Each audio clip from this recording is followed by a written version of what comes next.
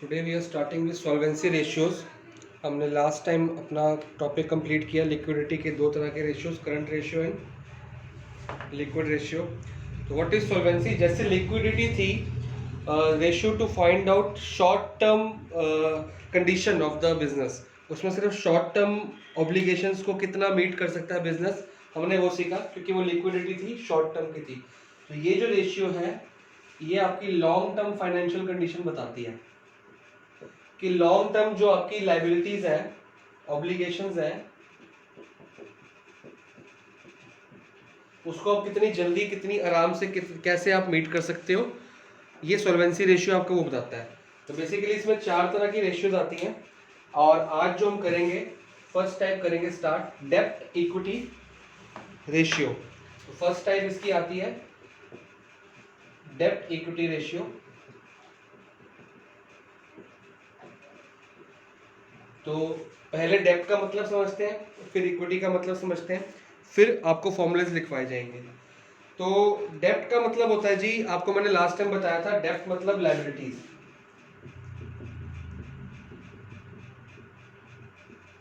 जब वर्ड आता है टोटल डेब्ट तो ये आता है टोटल लायबिलिटीज, जिसके अंदर हमने सीखा था करंट लायबिलिटीज भी आती है और नॉन करंट लायबिलिटीज भी आती है। टोटल डेब्ट के अंदर करंट लायबिलिटीज और नॉन करंट लायबिलिटीज। लेकिन जब वर्ड खाली डेब्ट आता है तो इसका मतलब होता है सिर्फ और सिर्फ नॉन करंट लायबिलिटीज, मतलब लॉन्ग टर्म लायबिलिटीज। इसको नॉन करंट लायबिलिटीज भी कह सकते हैं और लॉन्ग टर्म लायबिलिटीज भी कह सकते हैं। ठीक है जी। तो ये दो फॉर्मूले आप लोगों ने पहले लिखे हैं, अगर नहीं लिखे दोबारा लिख सकते हो। टोटल डेब्ट का मतलब current liabilities plus non current liabilities. यहाँ पे जो हमको डेब्ट चाहिए वो ये वाला डेब्ट चाहिए, ये वाला डेब्ट नहीं चाहिए, ये वाला चाहिए। तो डेब्ट is equal to non current liabilities और लॉन्ग टर्म लायबिलिटीज। तो फॉर्मूला क्या बन गया? टोटल डेब्ट करंट प्लस नॉन करंट। तो मैं क्या ये कर सकता हूँ, नॉन करंट लायबिलिटी डेब्ट थी तो मैं यहाँ पे डेब्ट लिख सकता हूँ। ठीक है जी। तो एक फॉर्मूला बन गया डेब्ट निकालने का कि करंट लायबिलिटीज को टोटल डेब्ट में से माइनस कर दो, या फिर यही पुराना फॉर्मूला करते रहो। बार बार कह रहा हूँ, डेब्ट का मतलब होता है करंट नॉन करंट लायबिलिटीज। तो एक फॉर्मूला आपका ये है जिसमें डेब्ट आता है और एक फॉर्मूला ये है। तो खाली डेब्ट वर्ड मतलब नॉन करंट लायबिलिटीज और टोटल डेब्ट मतलब लॉन्ग टर्म लायबिलिटीज। ये पूरा आपका बैलेंस शीट का जो लायबिलिटी साइड है, नॉन करंट लायबिलिटीज मतलब करंट लायबिलिटीज होती है जो एक साल के अंदर अंदर आपने पे करनी है, ऑब्लिगेशन है। नॉन करंट लायबिलिटीज मतलब एक साल से ज्यादा भी आप लगा सकते हो देने के लिए। तो नॉन करंट लायबिलिटीज के अंदर अंदर क्या क्या चीजें आती हैं? अच्छा, पहले डेब्ट टू इक्विटी का रेशियो का फॉर्मूला क्या है? डेब्ट अपॉन इक्विटी। और इसकी जो आइडियल रेशियो होती है वो 2:1 होती है। तो ये आपने लिखना है। अब हम पहले सिर्फ डेब्ट पे ध्यान देते हैं कि डेब्ट होता क्या क्या है। तो लॉन्ग टर्म लायबिलिटी को, या लॉन्ग टर्म एक साल से ज्यादा जिसको आप दे सकते हो, उसको हम कहते हैं डेब्ट। और डेब्ट के अंदर एक तो ये नॉन करंट लायबिलिटी होगी आपकी, लॉन्ग टर्म लायबिलिटी होगी इसकी, या इसका एक और फॉर्मूला भी है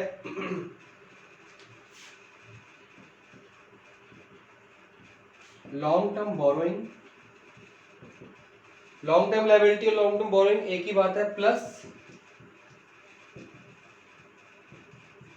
लॉन्ग टर्म प्रोविजंस।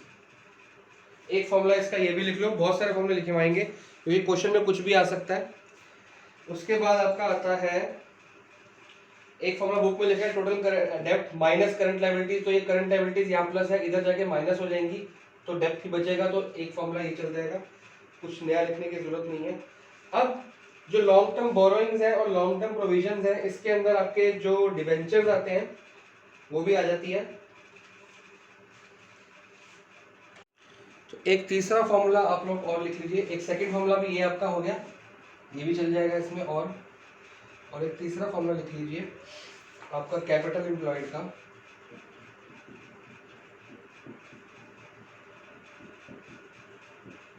जैसे हमने करंट एसेट्स और करंट लायबिलिटी का एक करंट रेशियो निकाला था, तो CA माइनस CL क्या था? Working capital. ऐसे ही डेब्ट प्लस इक्विटी, इन दोनों को मिला के क्या फॉर्मूला बनता है? Capital employed. तो ये थर्ड फॉर्मूला, ये भी आपका काफ़ी यूज़ होने वाला है। तो यहाँ से भी आप डेप्ट निकाल सकते हैं। मान लो आपको कैपिटल एम्प्लॉयड दी है और इक्विटी भी दी है, तो आप इसको इक्विटी को यहाँ पे ले जाएंगे, माइनस कर देंगे, डेप्ट निकल जाएगा। अगर टोटल डेप्ट दिया है और करंट लायबिलिटीज भी दी है, तो यहाँ पे ले जाएंगे, माइनस कर देंगे, तब भी डेप्ट निकल जाएगा। तो ये वो सारे फॉर्मूले हैं जिससे आप डेप्ट निकाल सकते हैं। इसमें भी डेप्ट आता है, इसमें भी डेप्ट आता है, और लॉन्ग टर्म सारी चीज़ों को आप ऐड कर देंगे तो बेसिकली हमको क्या मिल जाएगी। अब ये फॉर्मूला बना कैसे, देखो ये बैलेंस शीट है, हम फिलहाल डेप्ट और इक्विटी की बात कर रहे हैं। डेप्ट और इक्विटी, ये डेप्ट भी इधर आता है लायबिलिटी साइड पे और इक्विटी भी इधर आती है लायबिलिटी साइड पे। एसेट साइड से इसका कोई लेना देना नहीं है।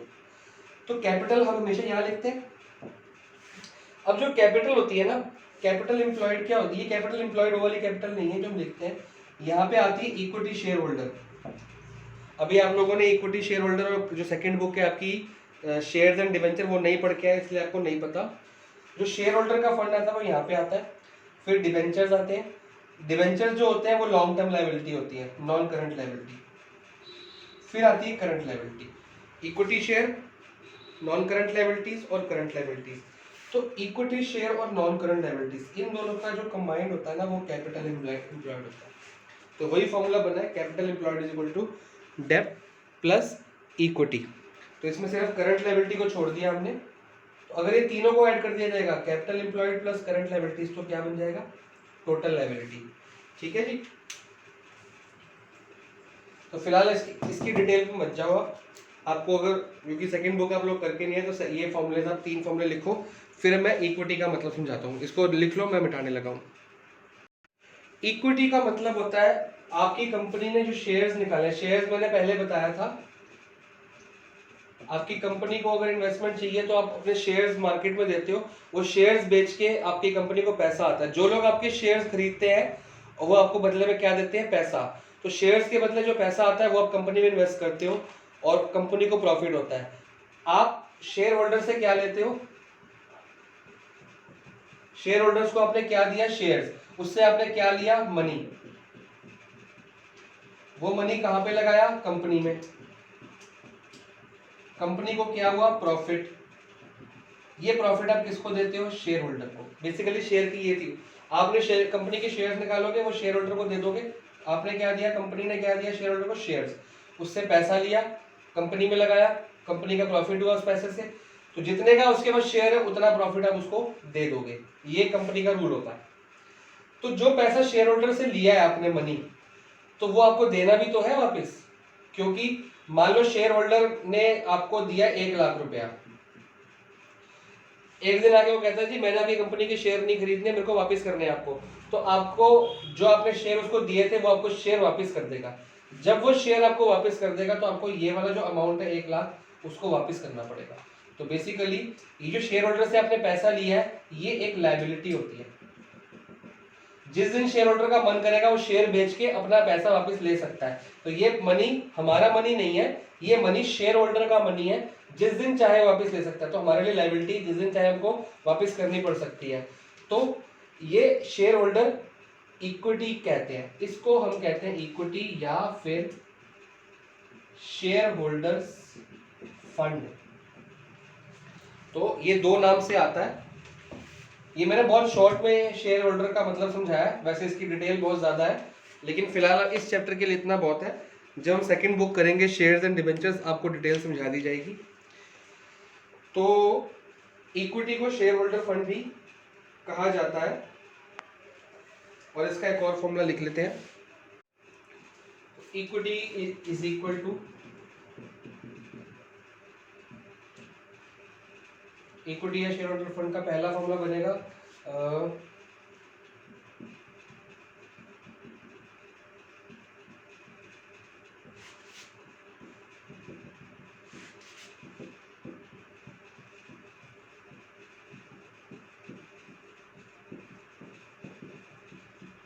इक्विटी शेयर कैपिटल और प्रेफरेंस शेयर कैपिटल। ये प्रेफरेंस शेयर्स भी एक शेयर होते हैं। आपको कुछ नहीं समझना, क्वेश्चन करो आप, जब समझाने की जरूरत पड़ेगी मैं समझा दूंगा।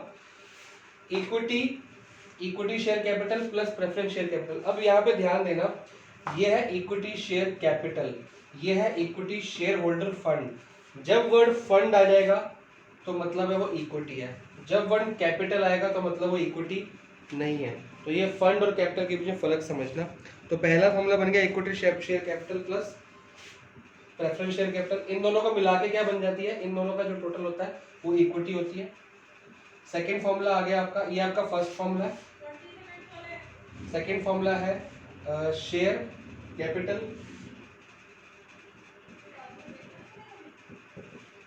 Plus reserves and surplus.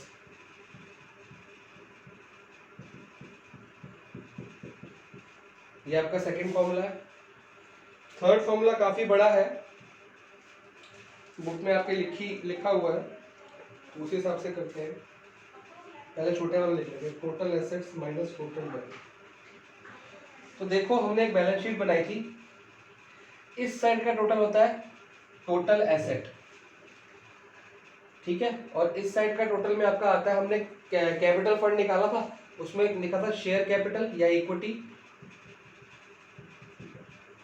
Plus non current liability plus current liability, यही था यहाँ पे। तो जो नॉन करंट लायबिलिटी इन दोनों का मिला के हमने क्या लिखा था, capital share, capital employed, sorry, इसको इक्विटी कहते हैं, इसको डेब्ट भी कह सकते हैं, ठीक है, नॉन करंट लायबिलिटी को। तो डेब्ट प्लस करंट लायबिलिटीज मतलब non current liabilities plus current liability बन के क्या बनता है, इन दोनों को अगर मैं ऐड कर दूं बन जाएगा टोटल डेब्ट। यही सिखाया था आपको, टोटल डेब्ट इज इक्वल टू डेब्ट प्लस करंट लायबिलिटीज या non current liabilities plus current liabilities. तो ये फॉर्मूला बन जाएगा टोटल डेब्ट का। तो अगर टोटल एसेट्स, मान लो ये भी बैलेंस तो सेम रहता है बैलेंस शीट का, ये बैलेंस शीट बनाई है मैंने, ये भी टोटल एसेट्स हो गया, ये वाला टोटल यहाँ पे भी आ जाएगा, टोटल एसेट यहाँ पे लिख सकता हूँ मैं। तो टोटल एसेट्स में से ये दो चीजें माइनस कर दूंगा तो क्या बनेगा, इक्विटी। तो टोटल एसेट्स में से ये दो चीजें मैंने माइनस करनी है, बनेगा इक्विटी। तो मतलब फॉर्मूला बन गया टोटल एसेट्स माइनस ये, तो इन दोनों का माइंड क्या है, टोटल डेब्ट। तो फॉर्मूला बन गया टोटल डेब्ट। एक फॉर्मूला, आप तीसरा फॉर्मूला ये भी लिख लो कि टोटल एसेट्स में से, अगर दोबारा समझाता हूँ, टोटल एसेट्स ये रहा, इसमें से ये दो चीजें माइनस कर दूंगा तो बचेगी इक्विटी। तो ये दोनों का टोटल क्या है, non current liabilities plus current liabilities मतलब टोटल डेब्ट, अभी समझाया था फॉर्मूला। तो टोटल एसेट्स में से टोटल डेब्ट को माइनस कर दो, बचेगी इक्विटी, ठीक है ना। एक फॉर्मूला और है, फॉर्मूले और कई हैं, जैसे जैसे क्वेश्चन करेंगे हम याद करते रहेंगे। फिलहाल समझ लो इक्विटी का एक और फॉर्मूला, थोड़ा सा बड़ा फॉर्मूला जरूर है तो इसको आप लिखते रहना। Non current assets, non current assets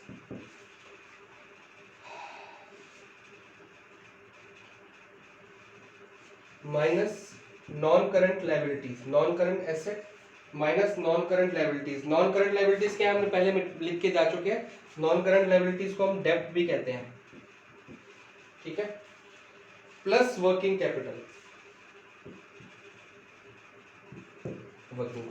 working capital का फॉर्मूला पता है आपको, सी ए प्लस सी एल।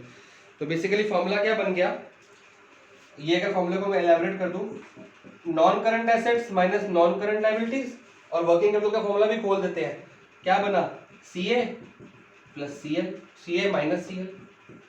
तो ये भी एक छोटा सा फॉर्मूला याद कर लो, एन सी ए माइनस एन सी एल, सी ए माइनस सी एल। तो सी ए माइनस सी एल क्या होता है, वर्किंग कैपिटल। तो ऐसे भी लिख सकते हो और वैसे भी लिख सकते हो, इसके बीच में हम लगा देते हैं और, क्योंकि वर्किंग कैपिटल का फॉर्मूला है सी ए माइनस सी एल। तो याद करने के लिए इजी है, एन सी ए प्लस एन सी ए माइनस एन सी एल और सी ए माइनस सी एल। तो ये सारे फॉर्मूले आप नोट कर लो, एक आधा कोई रह गया होगा तो हम क्वेश्चंस के साथ साथ कर लेंगे। इलस्ट्रेशन नंबर 39 दिए मेरी बुक में, ये 6 चीजें, share capital, general reserve, surplus, debenture, long term provisions and outstanding expenditure दिया हुआ है, ऑक्सटर्नल एक्सपेंसेस दिया हुआ है। एक बात याद रखना, जो सरप्लस होता है ना, ये पीएनएल अकाउंट से आता है, ये उसका बैलेंस, मतलब इसको नेट प्रॉफिट भी कह सकते हैं हम, कई जगह पे नेट प्रॉफिट भी दिया होगा, तो उसका मतलब सरप्लस ही होता है। और ये नेगेटिव भी हो सकता है, कई बार नेगेटिव भी हो सकता है, अगर लॉस हो तो सरप्लस नेगेटिव भी आ सकता है। हमारे फॉर्मूले में हम प्लस कर रहे हैं, अगर नेगेटिव हो तो माइनस कर देंगे, तो फॉर्मूला चेंज नहीं होगा। तो निकालना क्या है, डेब्ट टू इक्विटी रेशियो। तो सबसे पहले डेब्ट निकालते हैं, डेब्ट का मतलब लॉन्ग टर्म लायबिलिटीज। तो इसमें क्या क्या आ जाएगा, देखो शेयर कैपिटल नहीं आता, जनरल रिजर्व नहीं आता, सरप्लस नहीं आता, डिबेंचर्स, डिवेंचर्स एक लॉन्ग टर्म लायबिलिटी होती है, हमको लॉन्ग टाइम में देनी होती है, ये आएगा, आगे भी याद रखना ये आएगा। लॉन्ग टर्म प्रोविजन तो हमने लिखा ही था, जो हमने यहाँ पे एक फॉर्मूला लिखा था ना आपका, long term borrowing plus long provision, ये फॉर्मूला लिखवाया था, तो वही फॉर्मूला यूज कर रहे हैं। लॉन्ग टर्म बोरोइंग के अंदर डिबेंचर आता है, डिबेंचर हमने लॉन्ग टर्म के लिए बोरो होता है, और लॉन्ग टर्म प्रोविजन तो आपको दिया ही हुआ है डायरेक्टली, तो ये ऐसे का ऐसे लिख लो, लॉन्ग टर्म प्रोविजन। तो और क्या दिया हुआ है इसमें, और तो कुछ नहीं है, तो वैल्यूज डाल लो।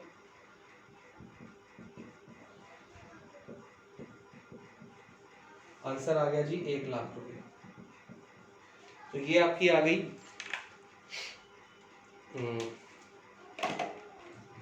डेप्ट। अब इक्विटी करते हैं।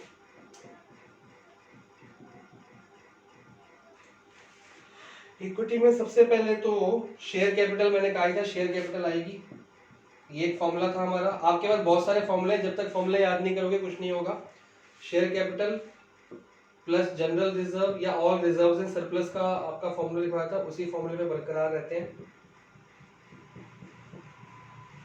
शेयर कैपिटल आ गई 1,00,000, रिजर्व दिया हुआ 45,000 प्लस सरप्लस आ गया 30,000। आउटस्टैंडिंग एक्सपेंस नहीं आएगा, क्योंकि जो आउटस्टैंडिंग एक्सपेंस होता है वो क्या होता है, एक करंट एसेट होता है, नहीं करंट लायबिलिटी, सॉरी, ये करंट लायबिलिटी पीछे पड़ के है। आउटस्टैंडिंग एक्सपेंस अभी हमें देना है, एक साल के अंदर देना होता है। 1,00,000 प्लस 45 प्लस 30, 4, 5, 6, 7 आपका इक्विटी आएगा। तो रेशियो आ जाएगी डेब्ट इक्विटी रेशियो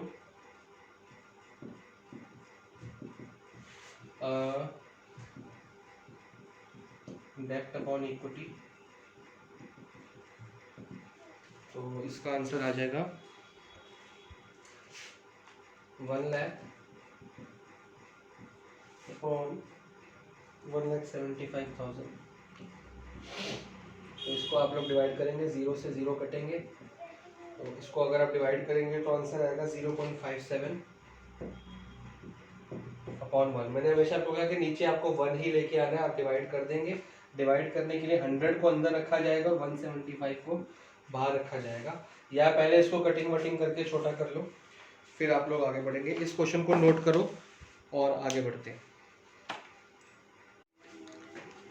ये आपका अगला क्वेश्चन है, बस 3 चीजें दी हैं, डेब्ट टू इक्विटी रेशियो निकालना है। सबसे पहले डेब्ट निकालते हैं। अब इन चीजों से कौन सा फॉर्मूला बन रहा है, ये वाला, टोटल एसेट्स माइनस टोटल डेब्ट।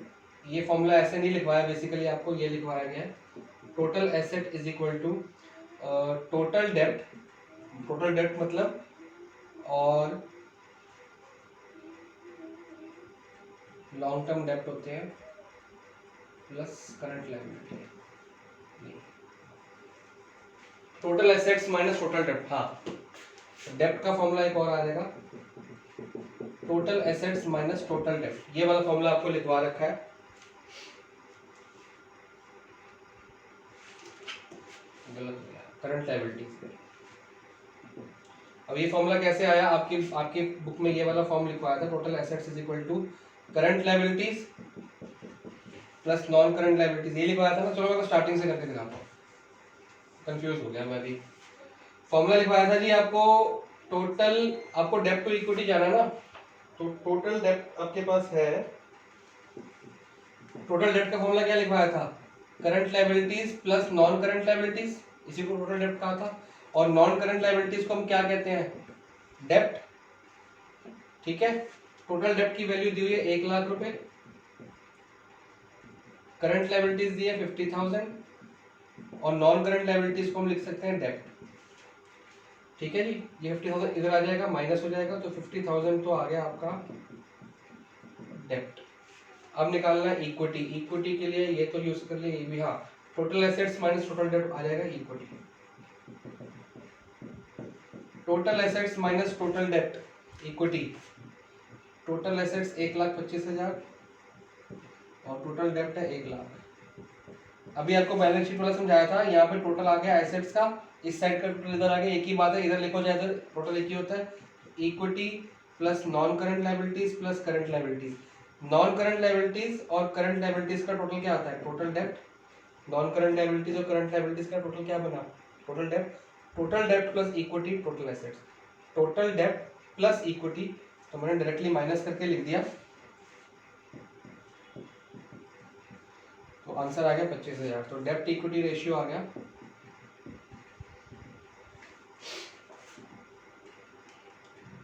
डेप्ट अपॉन इक्विटी। डेप्ट है 25,000, डेप्ट है 50,000, इक्विटी 25,000, 2:1। तो फॉर्मूलेस अगर आपको याद है तो आप डायरेक्टली भी कर सकते हैं। ये फॉर्मूला मैंने आपको ऐसे नहीं लिखवाया, मैंने आपको टोटल एसेट्स का फॉर्मूला लिखवाया, is equal to equity plus total डेप्ट। हो सकता है ऐसे भी लिखवाया हो, खुद ही भूल गया हूँ, तो ऐसे भी कर सकते हो, वैसे भी कर सकते हो। बेसिकली मकसद हमारा इक्विटी निकालने से, तो इसको नोट डाउन करो।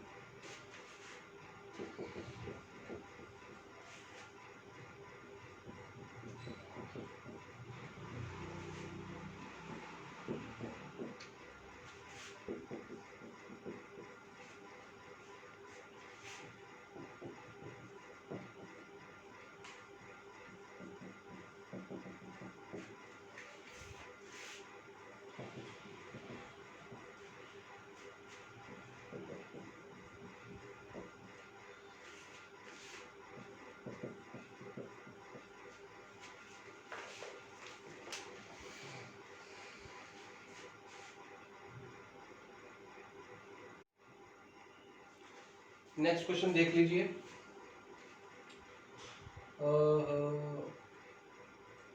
पहले डेप्ट निकालेंगे।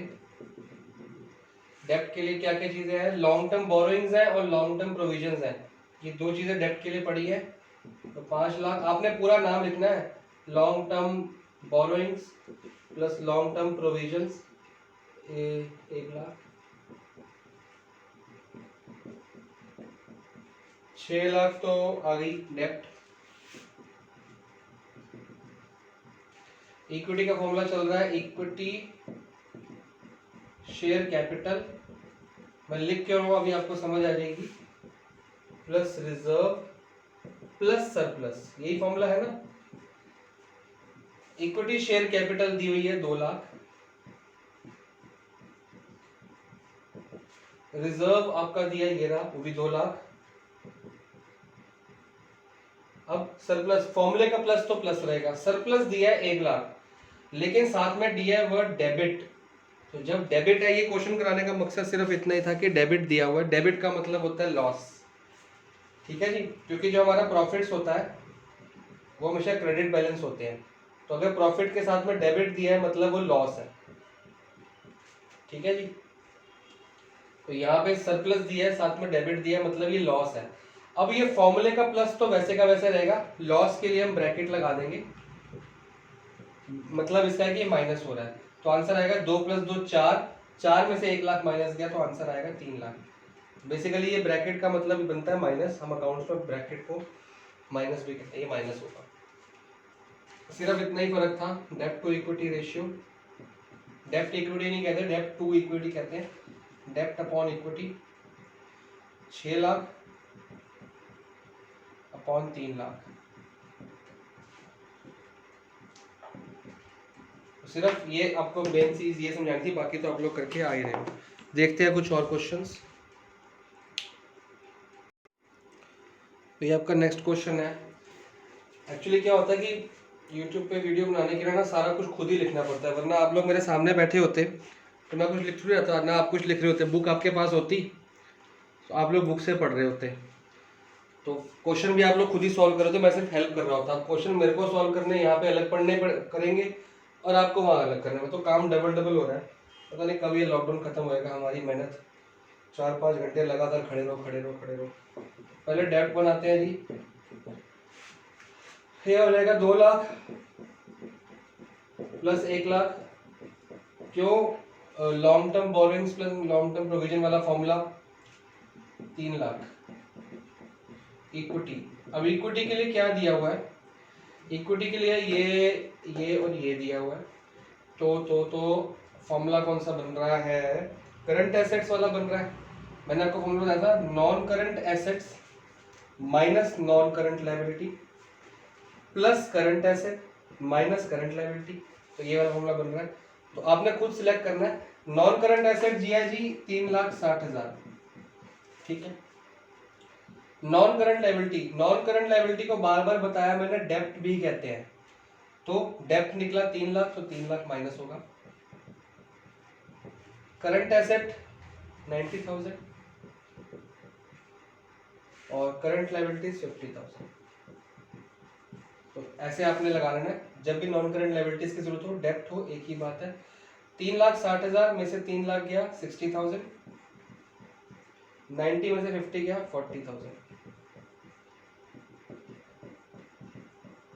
1 लाख आ गया। तो डेप्ट इक्विटी रेशियो निकलेगा आपका 3:1। 3 लाख अपॉन 1 लाख 3:1। इसी तरह से आपने बाकी क्वेश्चंस करने हैं, 1-2 क्वेश्चन कराता हूँ और अब रिमेनिंग क्वेश्चंस आप लोग खुद भी कर सकते हो। सिर्फ एक आपको जो दिक्कत आएगी वो वाले क्वेश्चनों में आएगी, इंक्रीज, डिक्रीज और नो चेंज वाले में। ये वाला एक इलस्ट्रेशन दी रखी है, ये आपने ट्राई करनी है। एक्चुअली अगर मैं ये समझाना शुरू कर दूंगा तो ये बहुत बड़ा टॉपिक ले लेता है। इसमें वैसे 8 पार्ट्स दिए हैं, 8 पार्ट्स में एक पार्ट को समझाऊंगा तो बहुत देर लग जाएगी, तो इसको नेक्स्ट वीडियो में कवर करेंगे। मैं ये चाहूँगा कि नेक्स्ट वीडियो में तो कवर कर ही दूंगा मैं, लेकिन आप ट्राई करो, जितने पार्ट्स आपसे हो जाएंगे आप लोग खुद करो, जितने पार्ट्स आपसे नहीं होंगे वो आप मेरे को सेंड कर देना व्हाट्सएप पे कि ये वाले पार्ट समझा दो सर, बाकी सारे हमने कर लिए।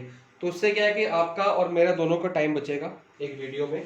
तो जितने पार्ट्स आप कर सकते हो आप कर लेना, जितने पार्ट्स आपसे नहीं हो रहे आप मेरे को सेंड कर देना, मैं उसकी वीडियो बना के आपको सेंड कर दूंगा, और जितने भी डाउट्स होंगे वो भी सारे आपको नेक्स्ट वीडियो में कवर अप कर लेंगे। तो नेक्स्ट वीडियो एक डाउट वीडियो रहेगी, और अगर डाउट्स ना हुए तो हम नेक्स्ट जो हमारी रेशियो है टोटल एसेट्स टू डेप्ट वाली वो भी कवर कर लेंगे। जब ये वाली क्लियर हो जाएगी ना, इक्विटी डेप्ट वाली, टोटल एसेट डेप्ट वाली, तो कुछ भी नहीं है, बहुत आसानी से हो जाएगी।